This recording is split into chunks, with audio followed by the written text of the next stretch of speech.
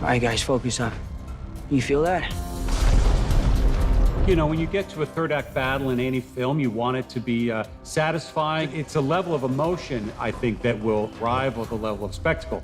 When you have 5+ villains, 3+ heroes, MJ, Ned, and Doctor Strange in the mix, it's very, very big, and we're having fun with the setting of the Statue of Liberty. Spidey has, for so many years, been born, bred, raised in New York. For them to base the final battle around the Statue of Liberty was pretty incredible, really. It's at the Statue of Liberty.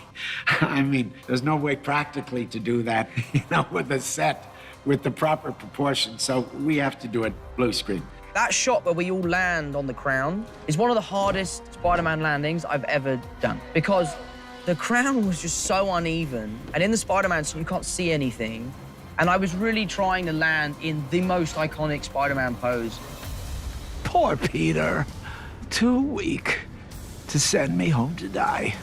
At this point, Tom has got so much hatred, and so much of the fight had to be that raw aggression and that pure anger. But, we also know that he has to hold his temper, or else that's going to be the one thing that's going to let him down. There was some really fantastic fight stuff, and Tom Holland just absolutely did a fantastic job. And Willem brought his A game. Yeah!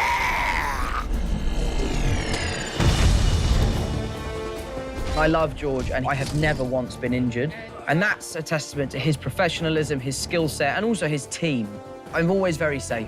I think when you add more practicality, you can show the audience that it's actually these people doing these stunts and all of this action. The more you can incorporate those real moments, I think it just sells it all so much more. I'm in such awe of everyone on that stunt team and our actors and their ability to pull it off.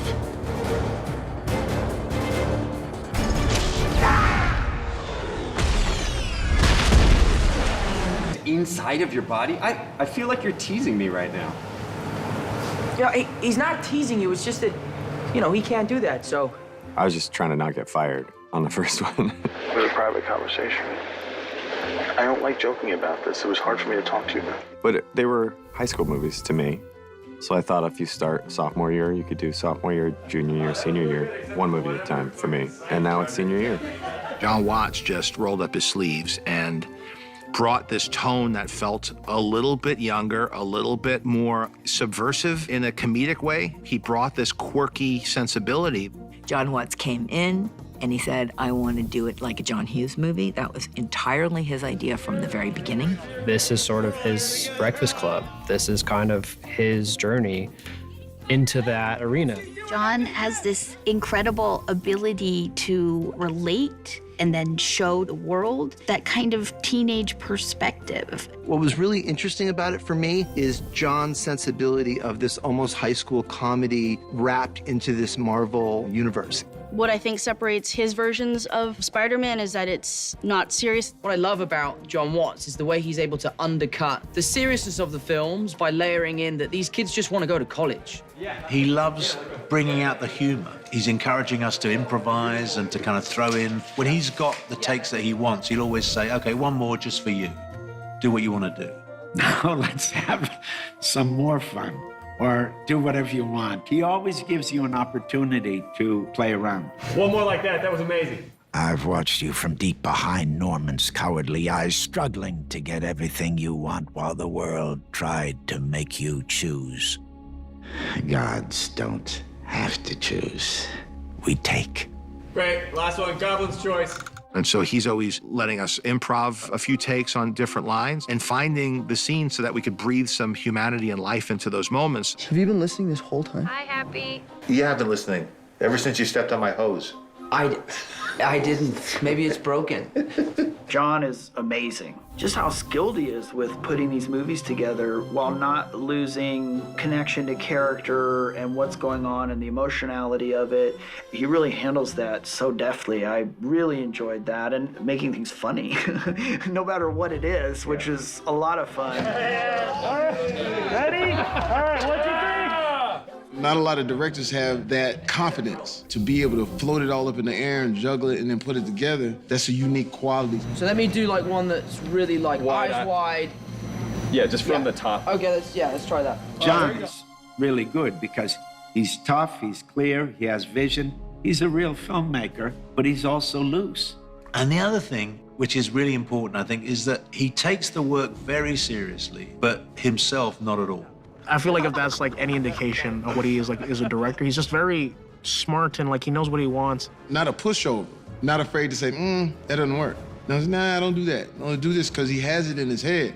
And I think that there's been many times where I've shot something and I'm like, this looks amazing. And John's like, yep, it does, but just do it again and take a beat because I'm just gonna add a line in there for Tom to say something. He's not afraid of going deep when it's deep. He's not afraid of going crazy and weird and offbeat humor when that's called for. And he's able to like keep a light, fun set while having all the responsibility. It's just so cool. He knows what he can and cannot do and what he should and should not do on these sets, and what's accomplishable and what's not. So he really has grown. Yeah, that's pretty great.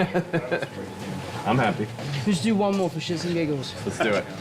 The reason why I think John's so collaborative is he takes the kind of old school Disney approach of, best idea wins. He's always open to anyone, whether it's a person working at craft service or if it's a PA.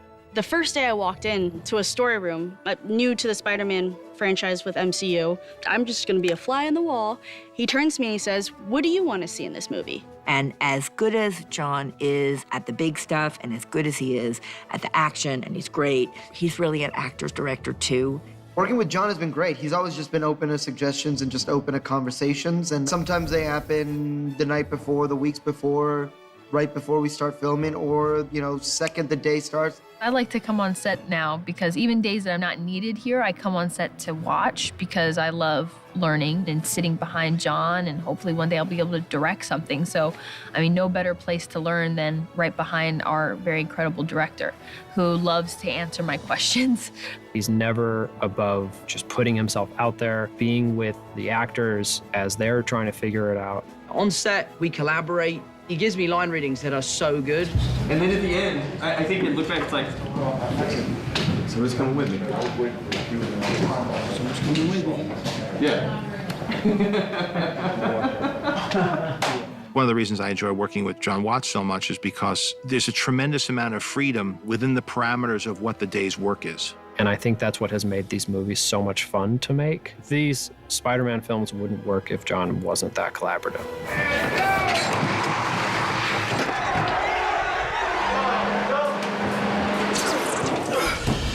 On the first movie, he was nervous, and now he's just like this baller director.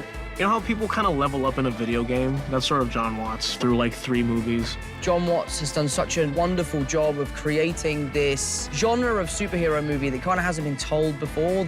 It's great to just go back to Homecoming and Far From Home and figuring out any other things that we could connect, because I just want it to be a complete world where you can see things in this movie that are referencing back to things in the first movie, so that it does feel like one story that we've been telling over 3 movies.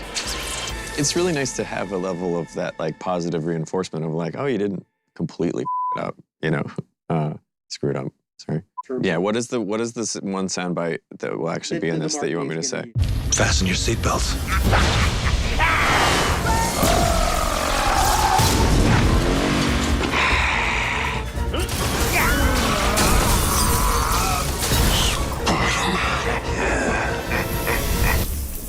I remember when I told friends I was going to make the original Spider-Man, a movie that I really wanted to make, and I actually competed to get the role.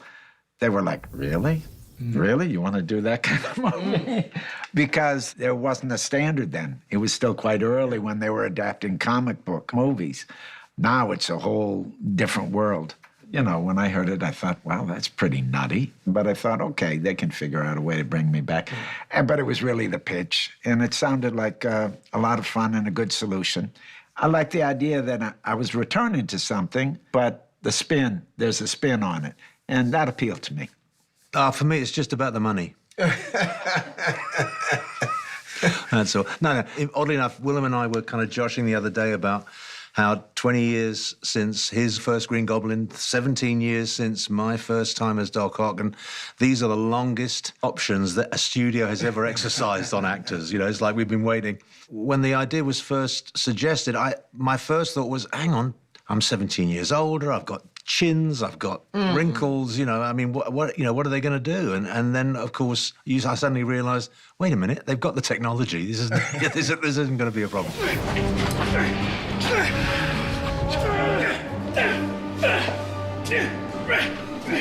And the Tom Holland of it all. Here's the thing. Crazy. Good. Here's the thing. The young kid of him and his eyes. When we first got on the set, I said, look at this dude's eyes. And when he's, at one point, you'll see it, but he's trying to figure things out.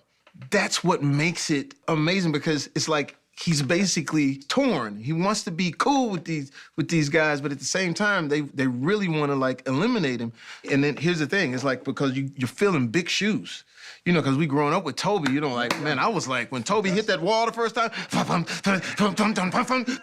said, oh, shit. I was like, oh.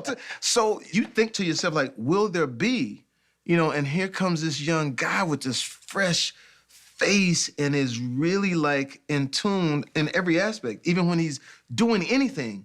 And that freaking hair, even that hair, the Spider-Man hair, I was like, this hair is great. He's really impressive. Yeah. Also, physically, he's just very agile and is really skilled. So, in doing the stunt stuff and the fighting stuff, he's a freak, man. He's really clean. He's really good. Really beautiful. And he's got a real film intelligence. Like, he understands the angles. He understands the lenses. He understands how you work with the camera to tell the story. And, you know, what's the best this or that. And it's so kind of, I'm talking, Willem, do you mind? And it shows a real sense of he just understands it. I predict within the next 5-6 years he's going to be directing.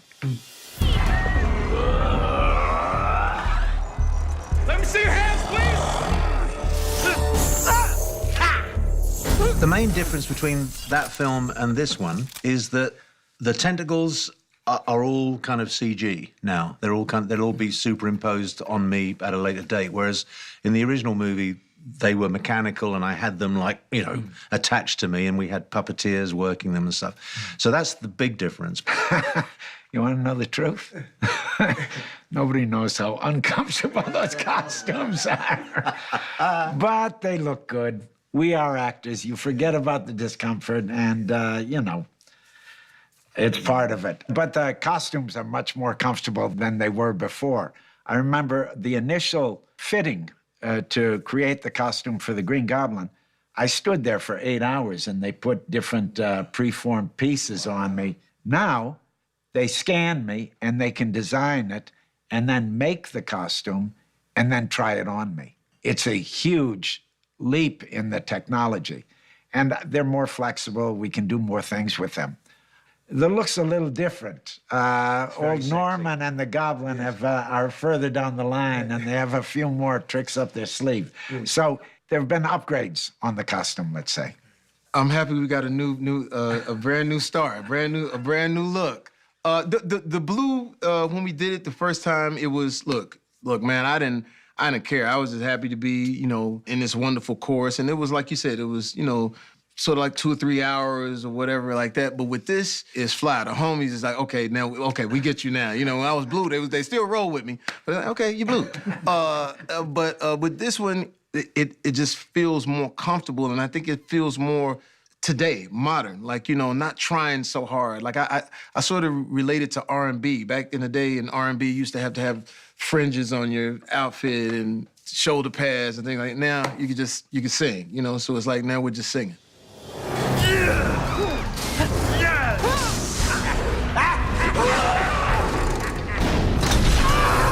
Who would be the best villain?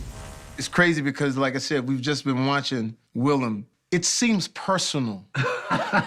because with Electro, it's like Electro and us, it's to the world. The world did me wrong. But when something is personal, and you can go all the way back to Shakespeare, there's nothing that can beat that, no matter what costume you put on, no matter what you say. So when he speaks, he has the power. They all have different qualities. But in terms of overall kind of scariness, I would go along with Jamie's assessment. It's just true. I mean, I'm sorry. I'm sorry, William. You're just going to have to deal with it. But as far as where Doc Ock is in the echelon of who's more powerful, I think Doc Ock isn't exactly in the Premier League, but he's kind of nudging up. He's the guy that's arrived at the party and has kind of said something like, I've got the beers, and they let him in. These guys are really generous. I mean, not only in their comments, but, you know, the nice thing is when you have resources and you have people that want to be there, and this isn't their first rodeo, it's a real good working situation. And flexibility, generosity are two of the qualities that you want in an actor, and these guys are like that.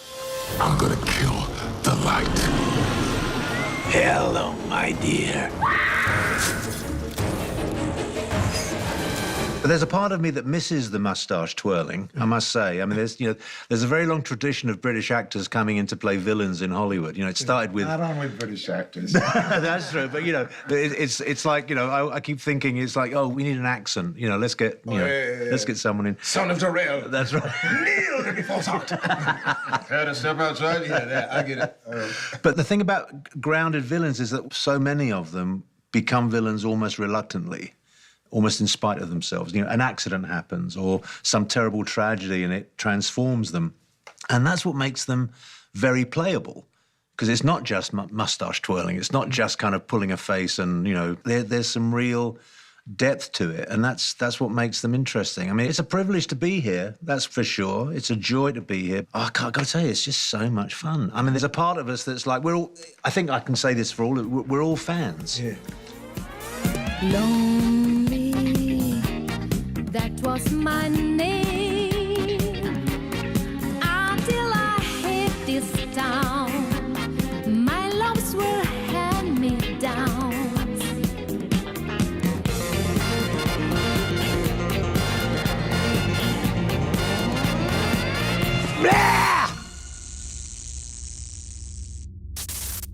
Why are we doing this? Looks like a big mistake, but we're gonna be taking a lie detector test. I hope we're still friends after this. I hope so too. I don't know why I'm actually nervous for this. Yeah, me too. Is your name Tom Holland? Is your name Jacob Batalon? Yes, it is. Oh, nice. Whoa. What is your birthday? May 2nd. Why did it move? That's I'm lying. You're lying about your Wait, try again. I'm gonna beat this. Are you from Hawaii? Yes, I am. You're just telling the truth, bro. You need to tell a lie one time. Yeah, okay. Okay, yeah, let's go ahead. Just too honest. In a life or death situation, would you take a bullet for me? Yeah. My guy! Are we best friends? Yeah, for sure. Oh, Jacob. Yeah, my boy. Of Jacob. course, and my brother. What the? Have you ever cheated in a golf match against one of your brothers? No. It moved! Who's your favorite Spider-Man? Is it me, Jacob? Yeah. Is it me? Yes, it is Tom Holland. Baha! Following the after party of the lip sync battle in 2017. Oh no! Okay. Did you make it home okay?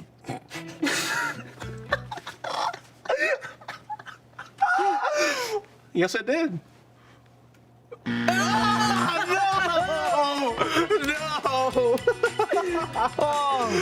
Right, this is a tough one. Okay. I want you to focus. Okay, okay. Are there any other Spider-Mans in Spider-Man No Way Home? No. No way. We have to put this out after, right?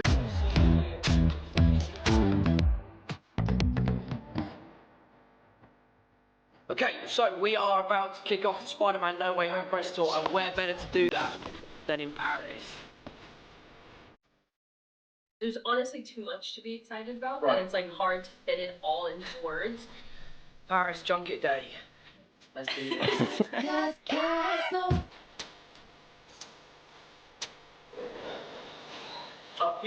French TV show, Queen to Ding to Ding, let's go.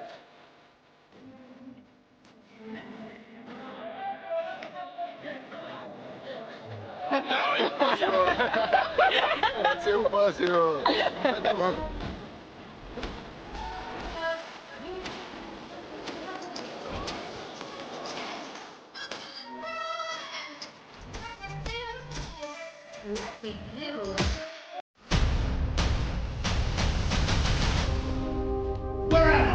down here in Georgia, baby. Down here in Georgia.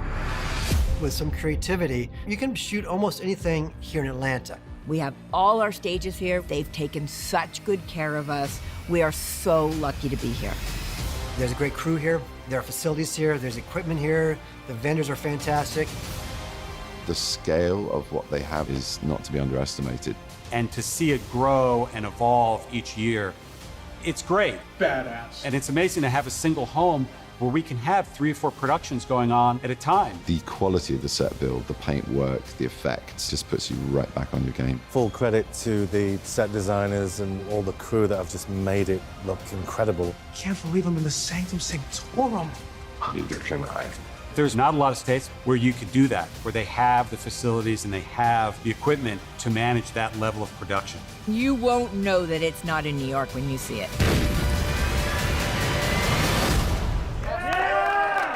Hey, what's going on, guys? It's Jacob and Zendaya here. We're about to show you the bloopers.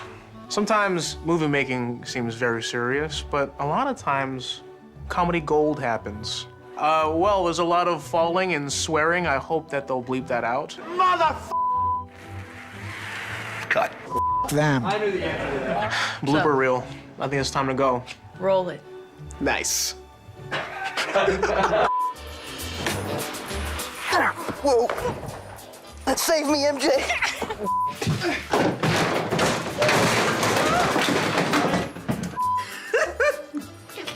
Okay, meow. You've been rolling this whole time.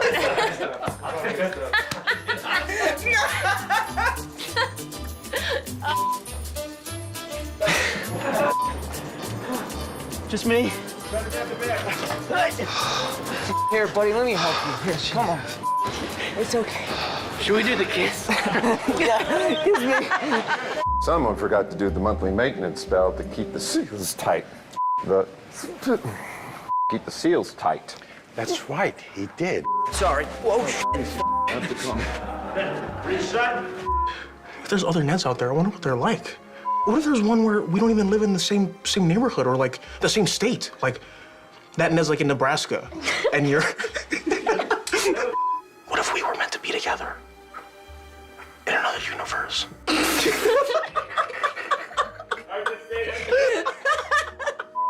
You got a spider web on you. That's because I'm Spider-Man. I do actually. You do. There's a spider web right there. Oh, I couldn't leave that on. It's on your face. It's on. Action.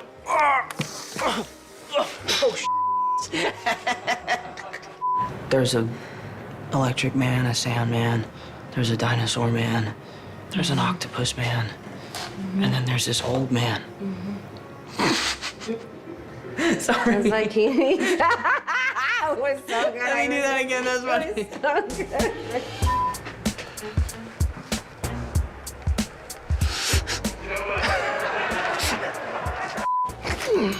Oh, Yeah, sorry. Whatever. Sorry. Yes.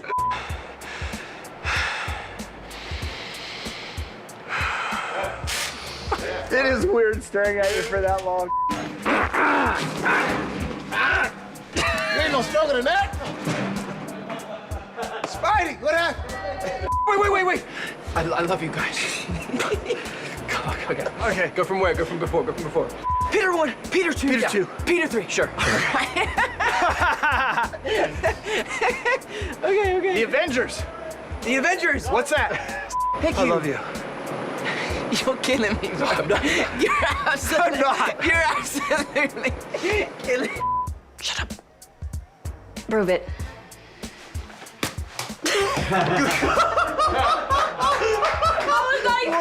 What?